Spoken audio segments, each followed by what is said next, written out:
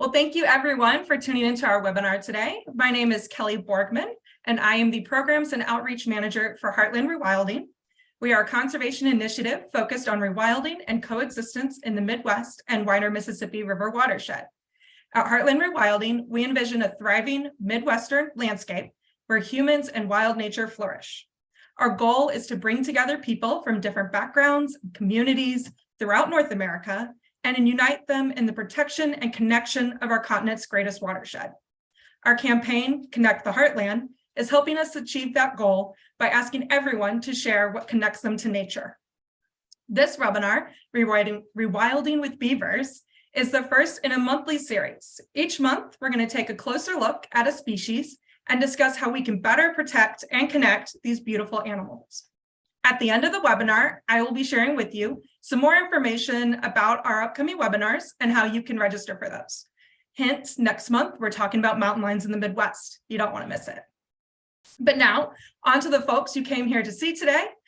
We've got Bob Boucher and Hannah Maliki from Superior Bioconservancy. Bob serves as the founding president of the Superior Bioconservancy. He lives in Wisconsin, but spends time at a family cabin situated between Old Growth Forest and Lake Superior in Michigan's Upper Peninsula. His interests include protecting and restoring keystone species and ecosystems and bioregional landscape linkages for protection on a global scale. He has a Master's of Science in Water Resource Management from the UW-Madison campus with an emphasis in ecosystem management of watersheds. He became a beaver believer when he realized the role this keystone species plays in the health of our rivers' hydrology and their significance to biodiversity. He serves as an advisor to the Beaver Institute. He founded Milwaukee Riverkeeper and served as executive director of Wisconsin's oldest land trust, the Cedar Lakes Conservation Foundation. Welcome, Bob. His assistant here today is Hannah Maliki. Hannah holds a BA from Grinnell College with a degree in environmental justice and a concentration in peace and conflict studies. She's currently working to rebuild human ecosystem relationships through methods of coexistence between society and the natural world. So without further ado, I'm going to turn it over to our resident beaver experts and advocates, Hannah and Bob. Take it away, guys. Thank you.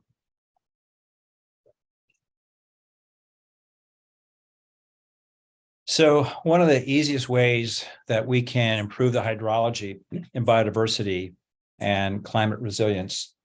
What? It's not up. Oh, okay. Sorry, tech issues. 1 second.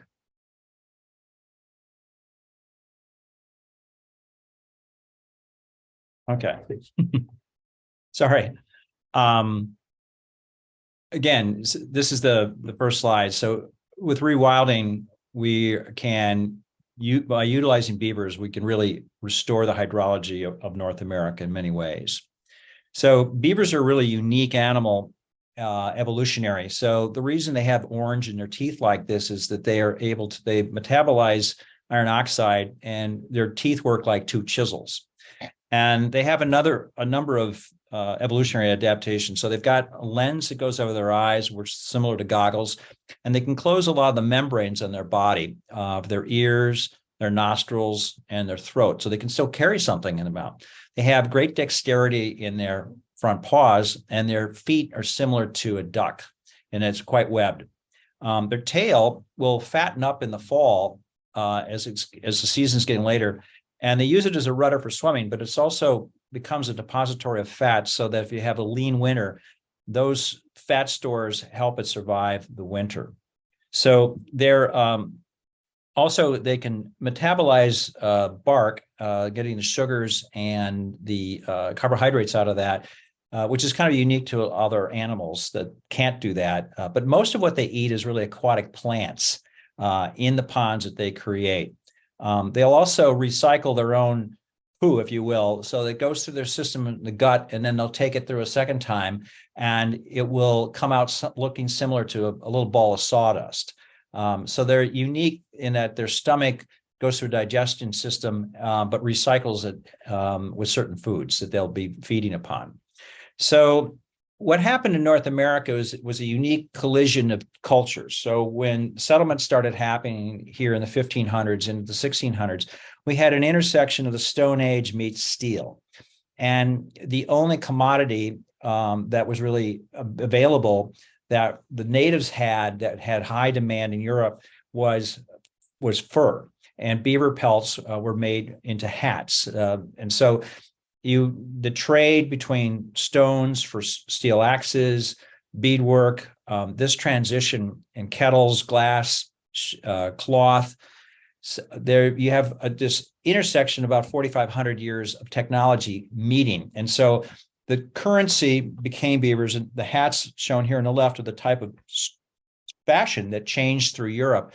But hats were a type of status symbol in Europe that people had in society. And so as they went through an evolution, having these hats, and they made the best hats. So this basically went across the landscape.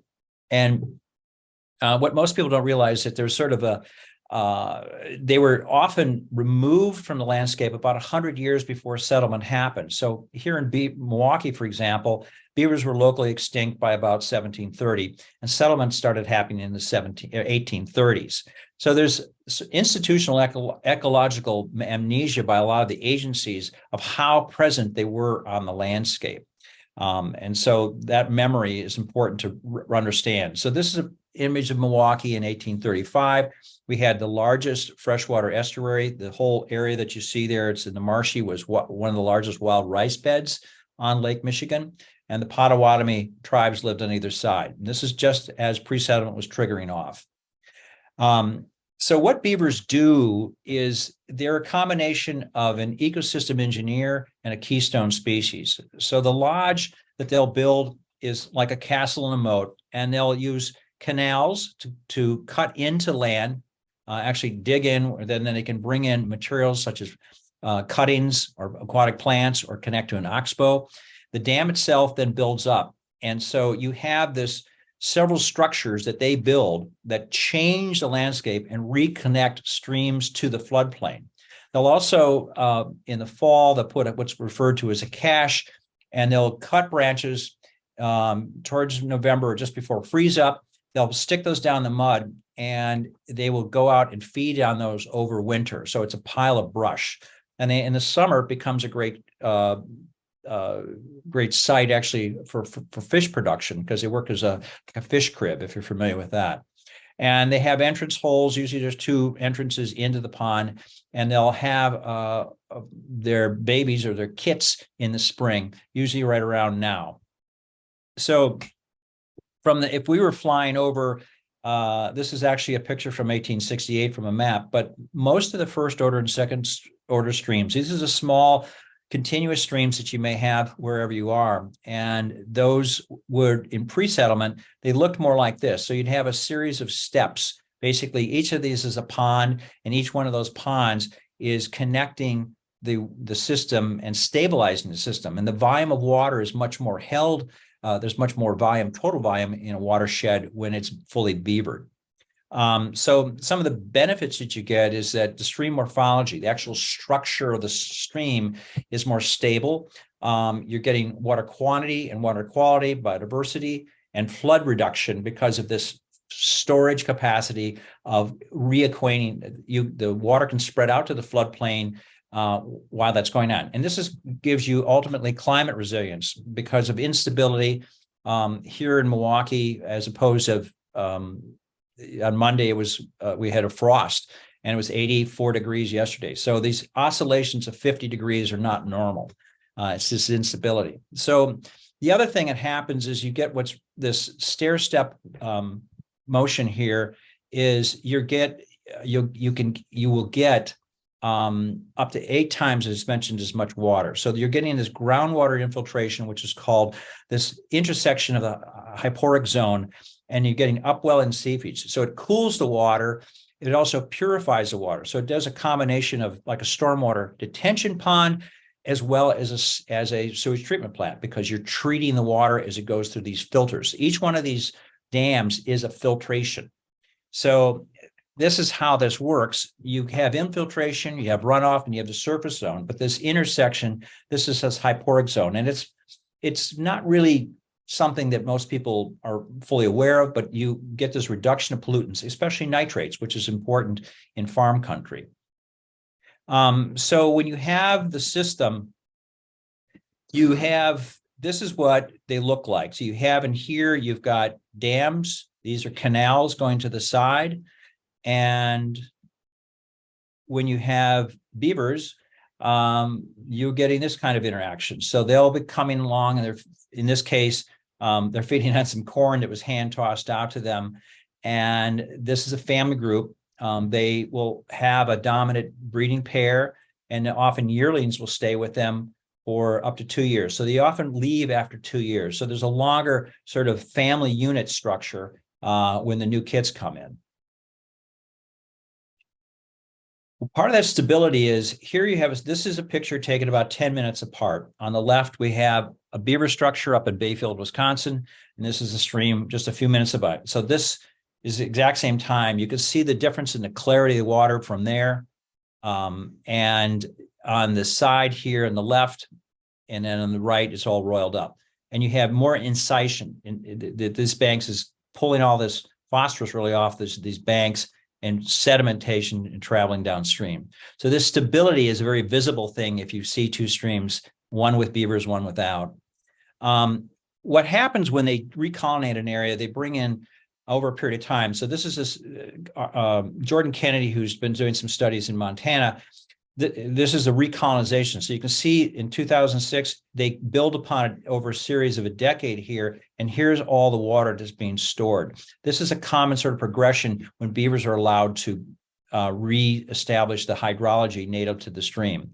So you can see here also, these are some of the dams, ponds, canals, and canals. So these canals connect also through the system, and they link in, for instance, these oxbows up here. So you get movement between amphibians, crayfish, insects, as well as fish for spawning. So these are the richest types of environments that we have in North America in terms of wetlands. So in one way to think this is that watersheds are sort of shaped like trees in winter. They have the upper branches, the main stem, and then they have different tributaries that come into it. And what beavers are doing is they're basically fruiting that tree out. So you're getting all the biodiversity, whether it's birds, amphibians, insects, plant communities. These also become the islands where predators go from one to the other way. You might go to the bank, the grocery store, the hardware store. So this, if we want to rebuild biodiversity, beavers, and since water is life, is probably the best tool we have in North America. So as they would come to recolonate a system, you're starting to get them, they will move into each watershed. So each sub-basin really should have beavers in it for water quality, as well as this flood mitigation and biodiversity, as I mentioned. So this is sort of a process, and some of these will disappear over time and they'll wink out. And then they'll be dormant for a bit, and then another ones will start. So it's a dynamic process that you shouldn't just think as necessarily static. So they will move around a bit. And so this biodiversity, this is really this linkage of wetlands and these habitats, and increases the overall carrying capacity for biodiversity in the landscape. So we're in a global climate as well as a biodiversity crisis. And so in our area, this is probably one of the best ways to do it, to rebuild this. Voisers National Park is up in Northeast Minnesota, and it's a newer national park. And then, I mean, it was started in 1976, but it's really fully beavered out now. And so there's 31 great blue heron rookeries in it. And every one of these is in a beaver pond, because when they killed it, they flood an area, the trees die, provides nesting structure for any types of trees like wood ducks, for example. So there's a symbiosis of living together. You also see, so this connection of the structures end up adding all this other assistance really to other species like ospreys. 82% of the nests are there. If we're going to look at all across North America, wetlands, there should be another 10,000 or 50,000 ponds across a lot of this area. In this northern part of Wisconsin, Minnesota, Michigan, I estimated that we could have 10,000 there alone.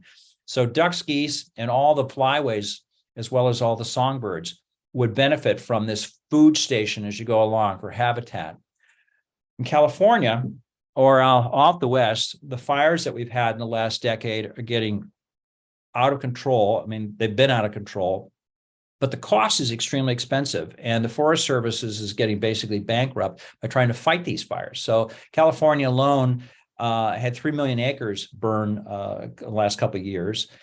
And here's an example of in Idaho, this is a beaver complex here. So it is left, and it's a emerald refuge. It served as a fire break. And also, if any of the species were going to survive, they had to get down into this and hunker down because you can see it's the only thing left the rest is cinders. In the Midwest, in the upper Midwest, we're seeing a not so much drought conditions, although that can happen. We're getting what's referred to as a cell storm, which is a heavy rain within a short period of time frame. So we're getting these big dumps of rain, and this is in Richland Center, for example, which is in western Wisconsin.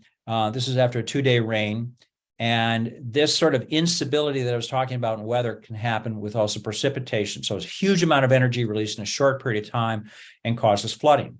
So I worked on a study back in 2020 where I worked with the University of Wisconsin with Dr. Lau, who is a hydrologist and civil engineer, and Dr. Wu, geography. And this was paid for by the Milwaukee Metropolitan Sewage District and with partnership with Milwaukee Riverkeeper. So we did this restoration study. So if we put beavers in a landscape where we don't have any, how would it change the hydrology? So what the model was, we basically modeled out, we mapped out the entire watershed, which is 900 square miles, and we placed at several locations hypothetical beaver dams, 0.5 meter, 1 meter, and 1.5 meters, and then ran some what's referred to as a synthetic storm. And so you have each of the sub basins that are built within this, and each one of these was looked at to see how big is it. So you can see the average. This is from 20,000 down to about 10,000 here. How much we had a lot of acreage of wetlands. We had some high percentages of wetlands. And these wetlands are actually a relic of beaver activity going back 300 years ago. And then the river miles in there, this is a way that you can actually calculate what your potential beaver carrying capacity would be in each one of these sub basins as we numbered out. So we divided the whole system up into pieces. And then in those pieces, we ran, and this is some of the heavy math of hydrology, where we looked at all these different reaches, and we put in 52 locations where we put in these hypothetical beaver dams. And we had to take into account past known precipitation events based on stream data. But then you have when I say a synthetic storm, it's a uniform storm over, let's say, 24 hours, and we have 10 inches of rain in it. And how does that affect things? So you calculate it all in, and we, using the formula, which is called a BRAT formula, Beaver Restoration Analysis Tool, we came up with these different basically renderings. So, for example, this little dot up here is a picture of this hypothetically beaver land. So this shows the topography of the dam, shows that it would be up to 61 acres, and we would know where the footprint is. So we were looking for places where we could put beaver ponds. Well, we don't have any infrastructure. We don't have any farms. We don't have any buildings around it. And we did that over here in this location. And this is some land that's actually owned by Milwaukee Metropolitan Sewage District. So this ends up being a pond up to 49 acres. So it's a very flat, shallow watershed. And what's amazing is with this data set, so you can actually see what the shape of the pond is and what the depth would be. And then we ran gauges to see what's the discharge. So this is the volumetric of water. And this happens to be a 10-year storm. So all of these lower graphs are ones showing with beavers, and this is without beavers. So you're getting a discharge of approaching 500. Your discharge down here is 250. So across the board, it showed that it was significant amount by restoration of wetlands and beavers' wetlands. Basically, they work for free. You rebuild the system and you stabilize these high peak flows. You clean the water, you cool the water, you filter the water, and you avoid these peak flows. It also showed that we took over 500 homes out of floodplains in just these communities. So the red shows those that are at risk, And this is the peak flow reductions and the averages of reduction. So up in here, a lot of these are in the 40s in terms of production, 40% reduction in peak flows. In West Penn, Wisconsin, which is a little bit north of us, it was a 62% reduction in peak flows. So MMSD, who is the manager of the watershed in terms of flood control, they have a value of stormwater storage at $1.95 a gallon. So we calculated what that is. It was 1.7 billion gallons of water. So in terms of using their metric of how much this is worth, this is just flood storage. This doesn't have to do anything with even water quality benefits and biodiversity. This is just the value that they valued that at $3.3 billion in ecosystem services. So if you have any major cities or any of the cities that you live in, small or large, this is a simulation of a 24-hour storm in flooding downtown Milwaukee. So this is just a computer-generated image. So there's the cost of doing this with Beavers is so much less, and it rebuilds our water quality and our biodiversity. Some of these storms that I've talked about that can happen. So this is up in northern Wisconsin. This is Highway 2, which is a federal highway that crosses from east to west coast. And there's a big rain up there, and it just ripped a hole right through this ridge. So they called that a 500-year storm, but it actually happened, or a 1,000-year storm, but it happened twice within 5 years. So this is a classic place where there's the beaver harvest up here has been extremely heavy. And the Wisconsin Department of Natural Resources has basically trying to improve trout streams, but they're damaging them because they're taking the beaver out and making the stream much less stable. So how that storage happens is when you look at this picture here, you can see additional water is stored right there, but you're getting a lot more water actually stored in here. And this is the water that percolates downstream, that cools it, but also is getting purified by each one of these. So you're raising the water table and refilling the aquifers, and then the surplus is going down into groundwater. That's how it works across. So you can think of it as an individual species, but the best way to think of it as an organism that changes the organism of the earth to our betterment. Wisconsin DNR policy is probably one of the worst in the country. Just for example, a lot of states they look upon them as nuisance. And so this is how many Wildlife Services, which is a division of USDA, has removed in Wisconsin, and this is in 2020, fiscal year 2020. But they use these types of traps, which are called a body gripping trap, which is an underwater drowning trap. And they accidentally kill over 140 otters. So this is a policy that if any of you are interested in working on this with, we're working to stop this and also basically rebuild for coexistence across Wisconsin. This is some of the landscape where they were removing beaver on this blue and here. They're saying that they're impacting trout streams. This is not true. They benefit trout, but they're taking trout stream money. And so from 2000 to 2021, in Wisconsin, Wildlife Services has killed 37,000 beaver and accidentally 2,200. I don't know what it is for our audience in an individual state, but if you look into this, you'll find that beaver are not necessarily understood nor fully appreciated for the benefits that they bring to the landscape. We looked at sort of the population crash, which this resulted from some of this mismanagement. You can see that's a drop of about 75% over a period of time. And with beaver management, the best way to do it is non-lethal. So through an analysis through the Beaver Institute, which I'm an advisor to, if you look at coming in and putting in flow devices and some of the other non-lethal methods, it's actually much cheaper in the long term because beavers can cause nuisance flooding. You don't want them flooding your basement or your infrastructure and damaging it. But they can be managed with these types of devices in such a way that you allow us to keep them in the landscape and it's less expensive than continuous trapping. So Steve Wendells, who's a head biologist up at Voyageurs National Park, he came up with this statement, and even handed out bumper stickers that said, "Beavers are the answer. The question is irrelevant," which I think was a pretty good line. So there's a number of places in the country that are models for good restoration.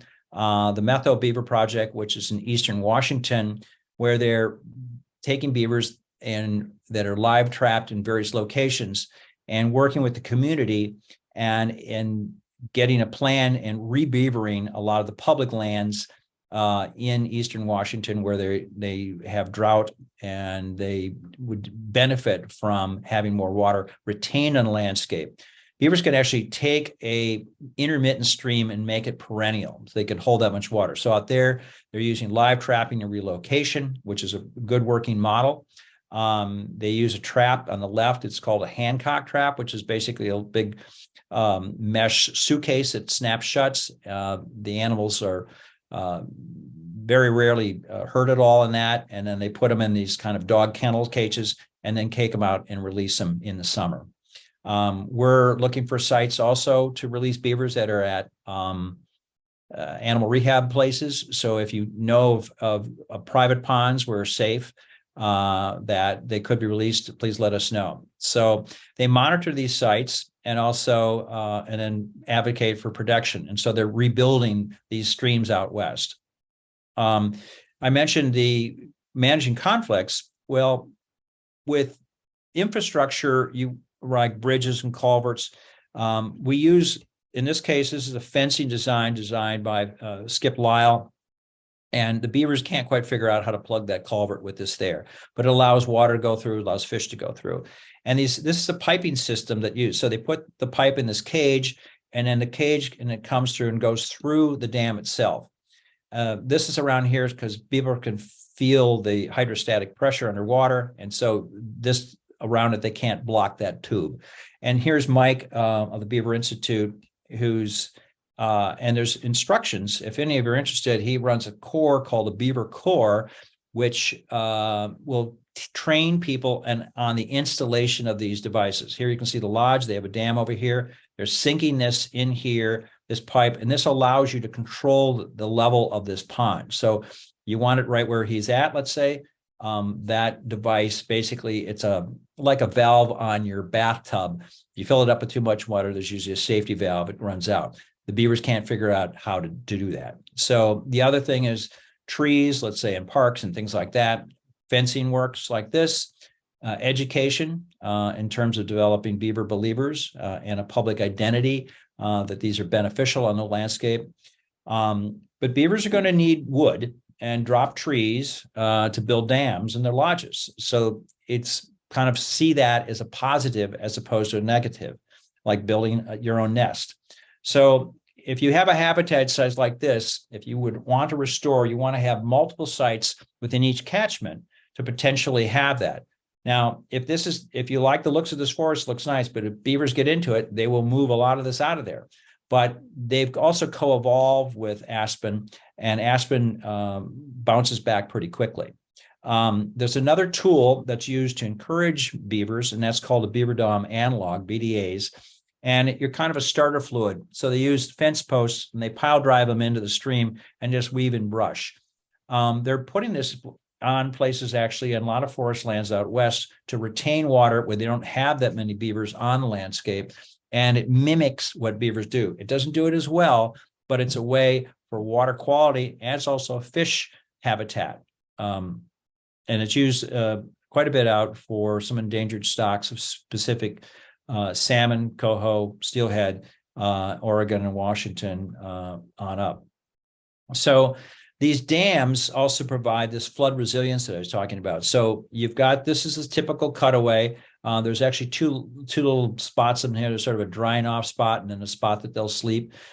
They will mud up this outer surface in here, and this becomes an impermeable or let's say a less permeable thing. In this winter, you can see an occupied beaver lodge will have a little, if there's snow on it, you can see a little vent up there where it's melted on the top. But this is how they usually always have an underwater entrance in.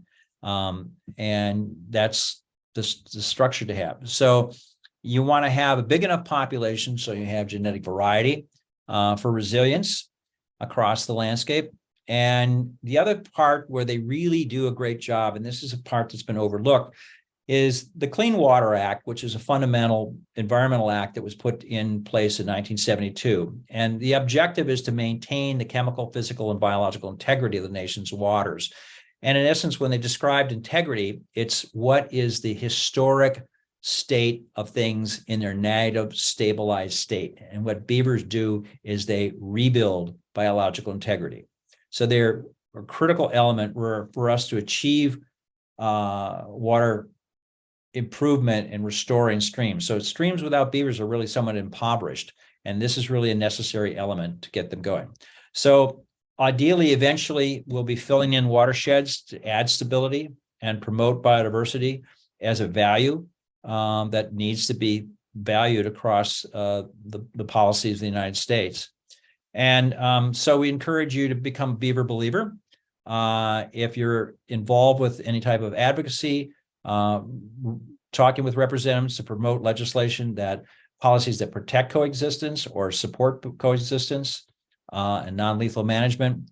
And we encourage you to stay tuned for different developments coming up. And for those of you that might be interested in this more actively, we're thinking about putting together a Midwest Beaver Advocate Summit. So reach out to Hannah for future information about that as it develops. So this is our website, superiorbioconservancy.org. You can see what we're doing there, and you can stay connected with us. So at this point, if you've got any questions, I'd be happy to field them if I can. Wonderful. Thanks, Bob. I mean, I was kind of already a beaver believer, but if I hadn't been, I think your presentation definitely converted me. Good. I'm going to take, as Bob said, we're going to take some of our remaining time here. We're going to ask you some questions. I see some people have already been using the Q&A function, which you can find at the bottom of the Zoom screen. It's got little chat bubbles, multiple instead of the one for just the regular chat, which should be fixed and open now, by the way. And I'm going to be pulling questions from there. And I just want to let everybody know we're going to be sharing, or we're going to be saving the Q&A. We're also going to be saving the chat. We've got a lot of great questions. We're not going to have time to answer them all today, but I'm going to be saving them, and I'm going to ask Bob and Hannah to answer them, and we'll be sharing them in a follow-up email, which will come out in about a week. It will also have a link to this recording, which will be on the Heartland Rewilding YouTube page. We're going to spruce it up just a little bit, put some name bars on it, some logos, and then we'll get that out to you guys so you can share it and rewatch whenever you want. All right. I'm going to start with Celeste's question. Bob, Hannah. Celeste asked, how do we change perception around beavers and keep Fish and Wildlife and other agency from taking so many beavers? That is the $1 million question of the day. Part of it is, I think, is using the Clean Water Act as a tool to identify that, and the fact that the structure that beavers provide is actually more important to water quality and flood mitigation. So as a climate resilience tool, biodiversity tool, the Fish and Wildlife agencies do not seem to be responding to the fact that we're in a global biodiversity crisis, although all the scientists say that. So I think repeating clean water, and water is the one item that resonates with all people. And to eliminate floods, that's what a full population can do for us. So we're working on that specific question, and those are the arguments that we're bringing forward. And also using coexistence. Very few people trap. So, you know, when we had market hunting, one of the problems is that with game laws, which were changed about 1918, the North American model is that you do not sell anything, that if you commoditize, if something's a commodity, it can be sold, and as such, it'll get depleted. Well, our population is so big, it doesn't take that many trappers to really strip the wildlife and strip beavers from the landscape. They're not that hard to trap.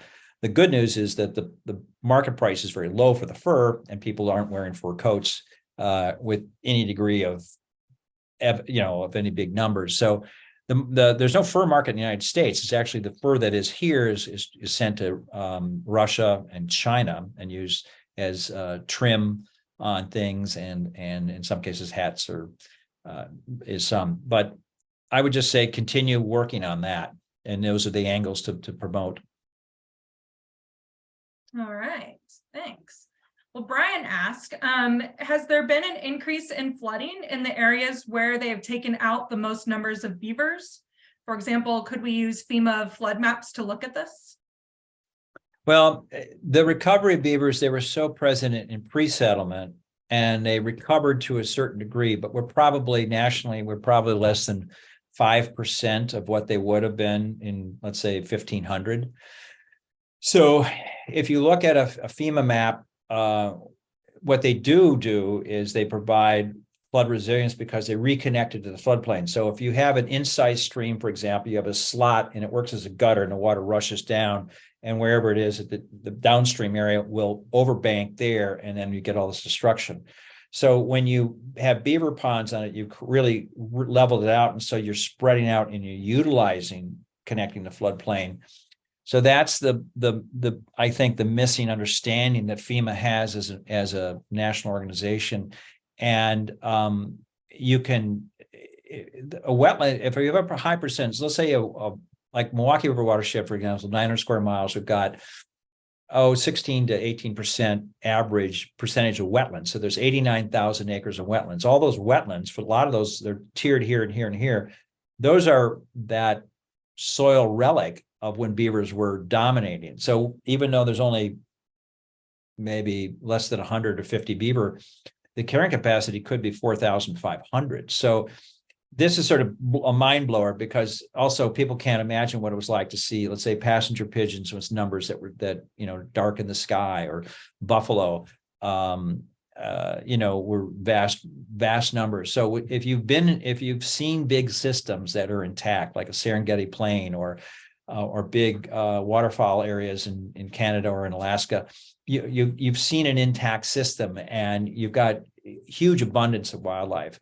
And so restoring that is a process of, I think, of education these people, and also challenging, confronting them that these wetlands are known to be the most cost-effective, beneficial way to do it. And beavers work for free.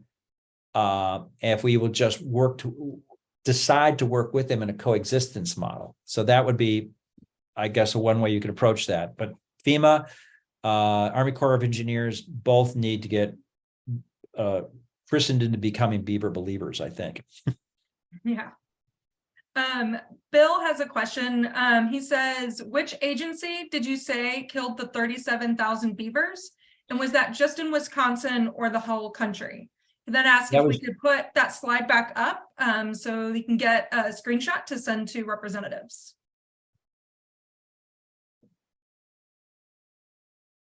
This is 1 year in Wisconsin, for example, fiscal year 2020.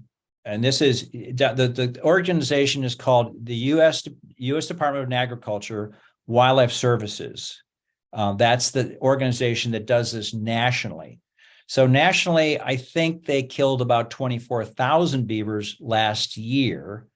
I know that in Wisconsin alone, the same agency did 37,205 beavers in this area of Wisconsin.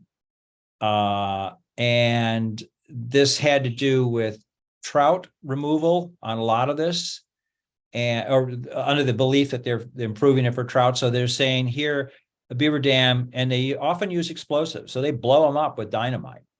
But they accidentally killed 2,200. So this is the slide and the agency, this is actually their slide, Wildlife Services slide from their slideshow. And this shows the incidents in most of the verses in northern Wisconsin where there's more habitat for beaver, and they are hanging on, so to speak.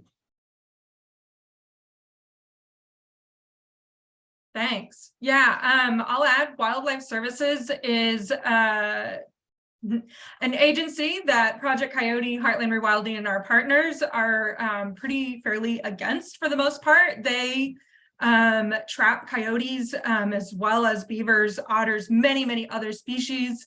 And that agency either needs a massive overhaul or to no longer be around, in our opinion.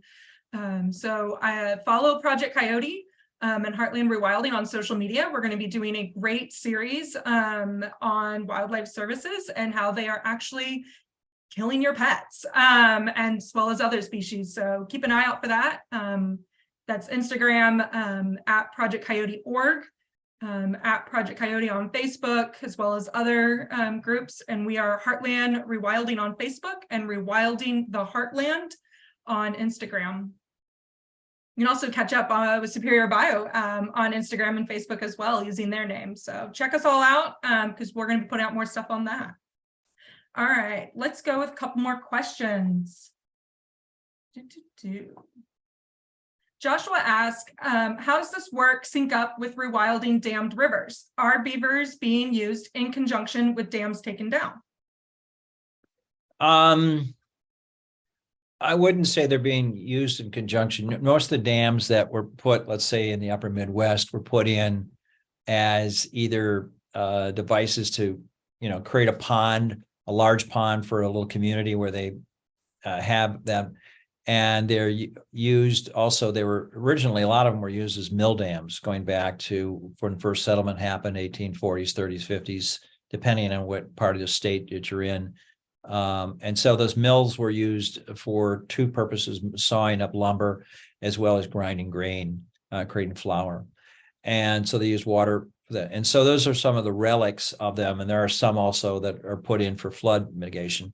All the man-made dams, for the most part, are damaging the ecosystem overall and should be removed. Beaver dams are not like that at all. They are permeable to fish. They are putting water down in the ground column. They are intermittent. In some cases, they'll blow out in high flows. They are leaking all the time. So this permeability, in essence, connects them to the flood plain, where you're purposely getting water to be able to spread out during a high flow. So I wouldn't say there's anything coordinated with dam removal.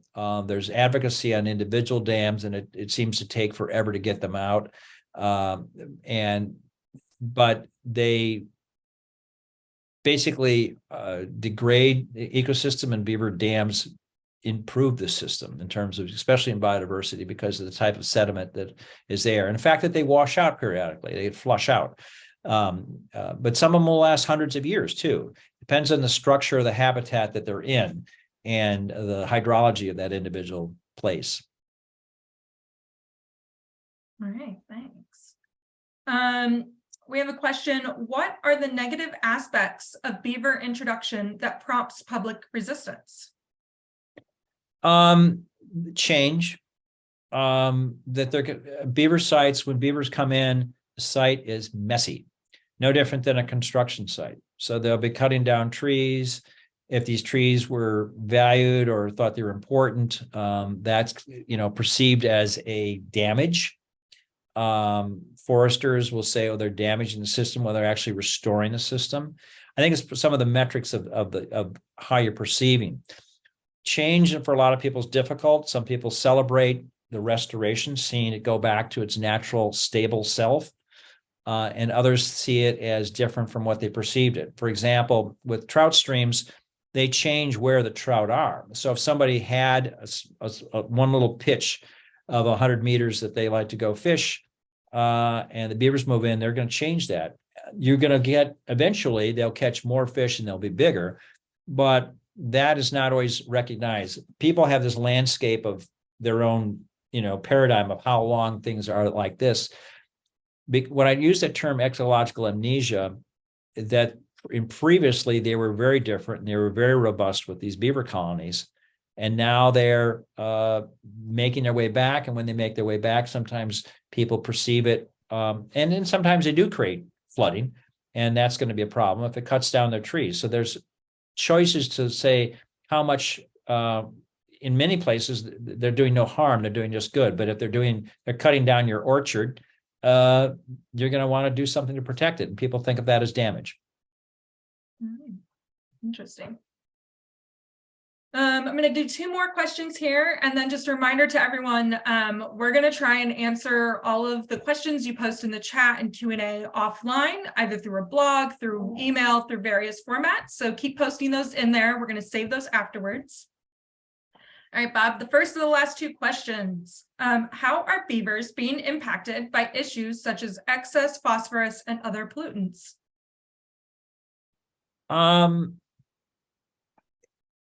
All wildlife is impacted by pollution. The remnant populations that we have of beavers, let's say here in Milwaukee, are really genetically very important and valuable because for whatever reason, they've been able to survive highly polluted waters and inputs, whether it's been the non-point pollution that comes from a city or just being persecuted for so long. So, for example, you can't have cattle going into a beaver pond because they will abandon it. Nobody likes poop in their water. And so you can have more water in the landscape and you can get more grass from the enriched water table, but you've got to keep the cattle out. So phosphorus, heavy nitrates, the dams and the ponds will break down this loading, this excessive loading of whether it's nitrogen, nitrates, phosphorus, but you can't overburden it. So it's like any type of pollutant. The higher percentage of pollutants enter into the system, the crashes of all the little things and then the big things, because you need the whole food chain to be continuous all the way up the ramp and all the players in the band need to be there to keep it in tune, so to speak. And so any pollutions is going to be detrimental to wildlife and water quality. Thanks. All right, last question. Bill says, I monitor a pair of beavers that came in on the creek after having no beavers for about 160 years. The creek flooded this year and they managed the flood. How do they do that? They're magic.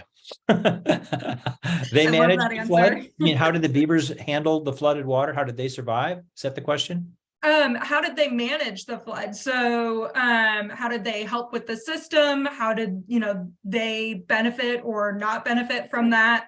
How did the whole system kind of work when a flood came in with the beavers? Well, it depends on often these if the dams are in a series, okay, so they'll say I'm not sure what his system looks like, so I can't specifically say what they did, but assuming that they put a dam in, and so there are beavers also that don't build dams. On bigger river systems, they have a bank beaver or they have a lodge on the side, so they're not in that dynamic. So they wouldn't be affecting the water there. It's in these upper headwaters where they have the biggest benefit, because that's where actually most of where the landmass is in the first order and second order streams. So without knowing if he wants to email me like a picture or something, I could maybe answer the question better. But if in how they do work the best is if you have a series of these dams in an order. So each one of them is basically working like a speed bump, slowing the water down, reducing the energy, reducing the velocity, and also keeping it being able to spread out on the connectivity of the floodplain. So it's individual as to what's happening in any one dynamic where it is on the reach. In some cases, a bank beaver is not going to do anything other than you and I would do. We'd get on the side and get out of the way. In other cases, the structures that they've had there are abating, mitigating the flood peak levels, removing the energy, but all the time they're improving water quality and this reconnection with groundwater. All right, thanks. And just real quickly, because we did have this question and you just used the term, what is a bank beaver? A bank beaver is a beaver that's using a burrow in a river bank. So on bigger river systems, like when you get in a bit like the Mississippi, or actually any bigger river that has high energy, they're on the side of they're not creating dams. They're basically creating a burrow in the side of a bank, sometimes with an underwater entrance. And they'll often also put a pile of sticks, if they've been there a while, on top of that, creating more sort of structure so you can spot them. And they don't have a pond. They just live in the river, and they'll go up into different sloughs or into areas they'll feed on the the bark of trees alongside the bank, and also aquatic vegetation that's in the stream system. You can also get a bank beaver in a lake as an individual lake, but they'll often have a lodge on one spot. And so they're in the lake, they're not creating dams or structures. The structures that they create, these dams, canals, and this interconnectivity of the speed bumps is really on those smaller streams. And that represents, in a watershed, that represents probably 80 to 90% of the land area. So it's all a question of how big is your bowl when you're managing water. So if it's 1,000 square mile watershed, most of that is in the smallest little tributaries, these ones that are running at the time. So that's where those are the bank beavers. All right. Well, thank you again, Bob and Hannah. That was wonderful. I'm so excited and so glad that we got to have you guys here for our first webinar in this Connect the Heartland webinar series. Again, just everybody pop those questions in the chat, pop them in the Q&A. I'm saving those. You will get a link to this recording in about a week. So everyone who registered, I have your email from Zoom. And so I will be sending a follow-up email out. That video is going to be hosted on the Heartland Rewilding YouTube page. So if you want to know the exact minute it's up, you can go ahead and hop over to YouTube, search Heartland Rewilding. Should be just Heartland Rewilding on YouTube. And you can follow us there and we will get it up. We're going to post it on our socials. We're going to post the link in Instagram, all of that, as well as in the email and our website. So lots of places in which you can find that link. In about a week, it will be coming. I'm also wanted to, again, pop up and say, this is part of a series. So the Connect the Heartland campaign is our current kind of campaign we're going on. We encourage all of you to email us, heartlandrewilding@projectcoyote.org, and share with us what connects you to nature. We're gonna, with your permission, be uplifting some of those stories in our newsletter, on our socials and website, because we believe that sharing what connects us to nature helps other people connect to you and the land, as well as the wonderful waters and animals that live here. So that's part of that campaign. We're also going to be doing other events beyond these webinars. So again, stay tuned on all of our channels to kind of learn more and keep in touch with all of that. So lastly, because I said it's a series, I'm posting in the chat a link to the registration form to sign up for all of the webinars in this series. So May 25th, it's going to be at noon again, Central Time. We're going to be talking about mountain lions in the Midwest, which I know is a very hot topic right now. So we've got Will Stolzenberg from, he's the author of Heart of a Lion, that talked about the mountain lion that came out west and went up into Canada and back down and found itself in Connecticut. He's going to be joined with Liz Hilliard from Wildlands Network. She is doing some amazing stuff looking at how those connectivity corridors for mountain lions come across the Midwest. And then our friends at Mountain Lion Foundation will be popping it by to talk a little bit about advocacy and how we can help mountain lions here in the Midwest and beyond. In June, we're going to be working with our partners at Project Coyote, and we're going to be having a Coyotes in the Midwest webinar. Date on that TBD, but it'll also be at noon. June, we're going to be talking about bison. And then in August, we're going to be talking about wolves in the Great Lakes. So some really amazing webinars coming up. I encourage everybody to check out that link. You can register for all upcoming webinars at once, or you can pick and choose the ones you want. It's all free, although we do appreciate any and all donations that help us continue this wonderful work. All right, so thank you again to Bob and to Hannah. Please, guys, check them out on their website. They've got some amazing stuff going on, petitions and work to protect beavers and other species in the Great Lakes region. And keep an eye out because we're going to be doing more with them. They're amazing, and we love their work up in that region and how it connects down into the heartland and our focal regions. So we're really excited about this partnership and really excited to keep working with Bob and Hannah and just growing these connectivity corridors, these core habitat areas, and our coexistence efforts and advocacy efforts for all these amazing species. Thanks, guys. Thank you. Thank you. All right. And thank you to all of you who showed up. Have a great rest of your day. Bye, everyone. Bye-bye.